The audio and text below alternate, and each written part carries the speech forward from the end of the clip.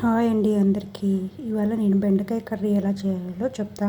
ముందు బెండకాయలు కడుక్కొని బాగా ఆరబెట్టుకొని ఆ తర్వాత మీ ఇష్టం ఎంత పొడుగు కావాలంటే అంత పొడుగు కట్ చేసుకోండి.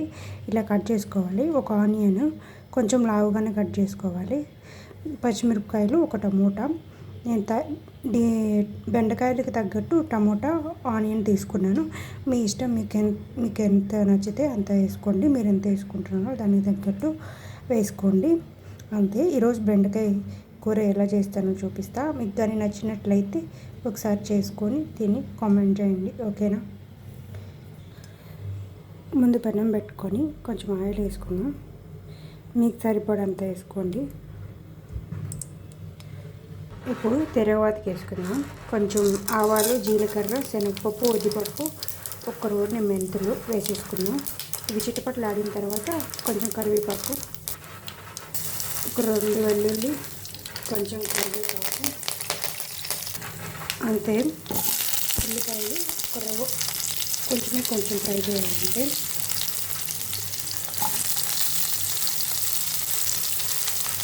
ఇప్పుడు దీంట్లోకి కొన్ని పచ్చిమిరపకాయలు,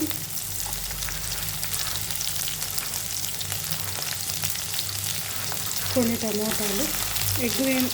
ఎక్కువ ఏమీ వేపాల్సిన అవసరం లేదు. టమాటాలు ఎరగట్లేదని. ఇప్పుడు అన్ని బెండకాయలు వేసేసుకోవాలి.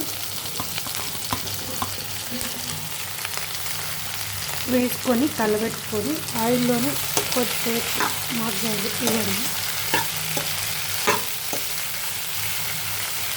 ఎందుకంటే బెండకాయలు జోమ్గా రాకుండా ఉంటాయి. అంటే దాంట్లో కొంచెం బంక ఎక్కువ ఉంటుంది కదా, జిగురు.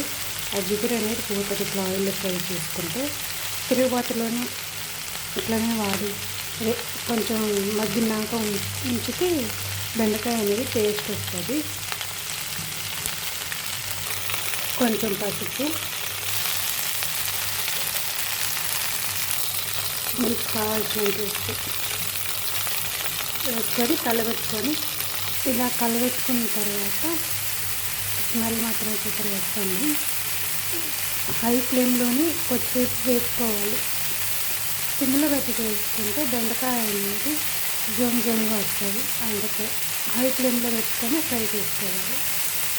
చూసారా, అందులో ఇలా కలబెట్టుకుంటూ ఉండాలి. చూసారా, బెండకాయలు అతుక్కోవటం లేదు, సపరేట్గానే ఉన్నాయి. చూసారా, బెండకాయ అనేది కొంచెం మగ్గింది. ఇప్పుడు కొంచెం కారం పొడి వేసుకున్నాం. ఆల్రెడీ పచ్చిమిర్చి వేసాం కదా, కాబట్టి మీకు సరిపడంత కారం వేసుకోండి. నేను కొంచెం వేసుకుంటాను. దీంట్లో కొంచెం ధనియాల పొడి. ఇప్పుడు కొంచెం 1/2 కప్పు వరకు నీళ్ళు వేసుకున్నాం. ఈ ధనియాల పొడి, కారం పొడి అనేది కొంచెం ఫ్రై అయిపోవాలి, లేకపోతే పచ్చివాసన వస్తుంది. ఇప్పుడు ఒక 1/2 కప్పు నీళ్ళు పోసేసుకున్నాం. దీంట్లోకి మీకు సరిపడంత వాటర్ వేసుకోండి. పులుసుగా కావాలంటే పులుసుగా వద్దు అనుకుంటే పులుసుగా వద్దు అన్నట్టు మీరు కొంచెం వాటర్ మీకు తగ్గట్టు వేసుకోండి. చూసారా, బెండకాయ అనేది ఇలా కొంచెం ఉడకబెట్టుకొని ఆ తర్వాత కొంచెం చింతపండు నానబెట్టుకొని వేసేసుకోండి. మీకు పులుపుకు తగ్గట్టు, మీరు కొంచెం పులుపు ఎక్కువ తినేట్టుగా ఉంటే కొంచెం వేసుకోండి, లేకుంటే ఎక్కువ వేసుకోండి.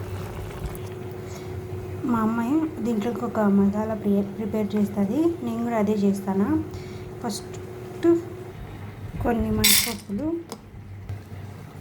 కొంచెం ఎండు కొబ్బరి, ఒక 3 ఇలాచి, ఒక 2-3 తెల్లుల్లిపాయలు వేసి మిక్సీ కొట్టేసుకోవడమే. చూసారా, బెండకాయ అనేది ఇలా ఉడికిపోవాలి. ఉడికిపోయిన తర్వాత చింతపండు నీళ్ళు వేసేసుకోండి. చూసారా, కొంచెం చింతపండు నీళ్ళు. చూసారా, పులుసులో కొంచెంసేపు ఉడికియాలి.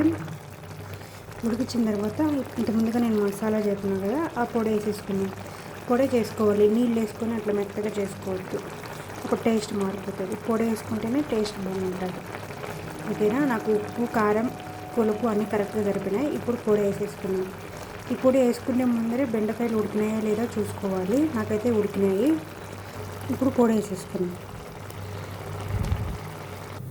చూసారా పొడి యాడ్ చేసుకున్న తర్వాత కొన్ని నీళ్ళు యాడ్ చేసుకోవాలి, ఎందుకంటే ఇది మంచిపప్పులు కదా, కొంచెం గట్టిపడిపోతుంది కర్రీ అనేది ఉడికే లోపల. ఇప్పుడు నాకు సరిపడంత నీళ్ళు, ఉప్పు, కారం, పులుపు అన్నీ సరిపోయినాయి. స్మెల్ మాత్రం సూపర్గా వస్తుంది. ఒకసారి మీరు కూడా చేసుకొని ట్రై చేయండి. ఫైనల్గా కూర ఎలా వస్తుందో చూపిస్తా, ఓకేనా. కర్రీ చూసారా ఎంత బాగుందో, టేస్ట్ మాత్రం సూపర్గా వచ్చింది నాకైతే. మీకు కానీ ఈ వీడియో నచ్చినట్లయితే లైక్ చేసి, కామెంట్ చేసి, సబ్స్క్రైబ్ చేయండి, ఓకేనా. బాయ్.